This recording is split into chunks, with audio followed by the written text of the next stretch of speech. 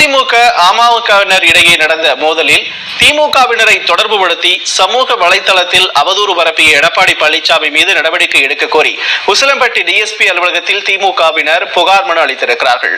மதுரை மாவட்டம் உசிலம்பட்டி அருகே மங்கல்ரேவு பகுதியில் நடைபெற்ற அதிமுக செயல் வீரர்கள் கூட்டத்தில் முன்னாள் அமைச்சர் உதயகுமாரை அமமுக மற்றும் ஓபிஎஸ் அணியை சேர்ந்தவர்கள் தாக்க முயற்சித்தனர்.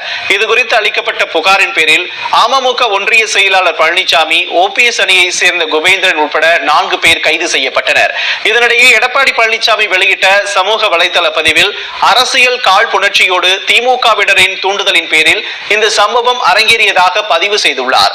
அதிமுக அமமுக இடையே நடைபெற்ற பிரச்சனையில் திமுகவை தொடர்புபடுத்தி களங்கம் விளைவிக்கும் நோக்கில் பதிவு செய்யப்பட்ட பதிவை நீக்க கோரியும் பழனிசாமி மீது நடவடிக்கை எடுக்க கோரியும் உசிலம்பட்டி டிஎஸ்பி செந்தில்குமாரிடம் மதுரை தெற்கு மாவட்ட திமுக தலைமை செயற்குழு உறுப்பினர் இளமகிழன் தலைமையிலான திமுகவினர் புகார் மனு அளித்தனர்.